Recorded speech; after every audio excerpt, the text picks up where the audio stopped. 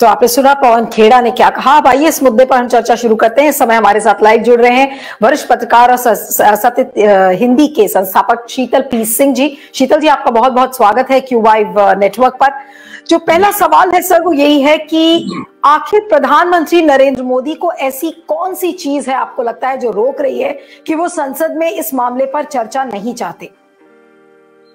देखिए, हमारे प्रधानमंत्री जी के व्यक्तित्व में एक चीज है जो हम लोग जो राजनीतिक टिप्पणी करते हैं अलग अलग तरह से इसको नोटिस करते हैं कि वो वन वे ट्रैफिक में ज्यादा विश्वास रखते हैं। वो अपने मन की बात कहें लेकिन उनके सामने कोई सवाल पूछने वाला ना हो, सवालों से वो बचते हैं। वो सभाओं में भाषण दें और सुनने वाले या तो उनको जिंदाबाद करें या सभाओं में मतलब उनकी प्रशंसा ही करें, यही वो अपेक्षा करते हैं। इसीलिए वो अभी तक उनका जो हम लोगों ने देखा है वो स्टाइल कुछ इस तरह का है। इसकी दो वजह हो सकती हैं। एक, जो उनके व्यक्तित्व में ये था कि उन्हें लगता था कि वो प्रधानमंत्री बनेंगे तो देश की समस्याओं को चुटकी बजाएंगे और सब हल हो जाएंगी। कुछ गड़बड़ियों की वजह से वो समस्याएं हैं जिन गड़बड़ियों को वो एड्रेस कर सकते हैं और ये कांग्रेस के लोग एड्रेस नहीं कर पाए हैं, ऐसा वो ऐलान करते हुए आए थे।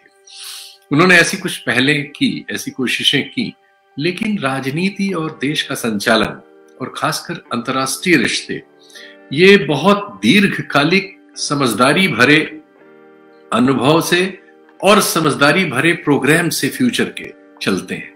ये फौरी नहीं होते कि आपने किसी के गले में बाह डाल ली, किसी को चाय ऑफर कर दी, किसी के साथ फोटो अच्छा खिंचा लिया, किसी से हाथ बड़ी देर तक आप मिलाते रहे और या आप बड़े जहाज से उतरे और आपने अपने लिए नारे लगवा लिए। ये फैसले उनसे नहीं होते।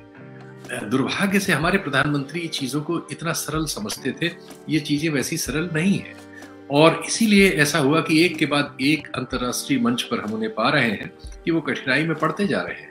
जैसे ट्रंप के साथ वो चुनाव प्रचार करने चले गए अमेरिका। ऐसा भारत देश या कोई भी दुनिया का देश ऐसी बेवकूफी नहीं करता। इसे मैं बेवकूफी ही कहूंगा, इसको कोई तर्क से संभाला नहीं जा सकता कि आप दूसरे देश में अपने देश के बारे में सोचते हैं कोई अंतर्राष्ट्रीय उसमें हस्तक्षेप न करे और आप अमेरिका जैसे सर्वशक्तिमान देश में गए थे चुनाव प्रचार करने और उनको ले आए, अपने यहाँ प्रचार करा रहे थे, रैली करा रहे थे।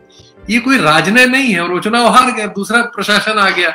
अब आपको फिर बहुत दिनों तक कठिनाई हुई, जबकि अमेरिका और भारत के हित ऐसे हैं कि उनको एक दूसरे के आसपास रहना ही है, लेकिन इसके बावजूद रिश्तों में वो खुशनुमा स्थिति नहीं है।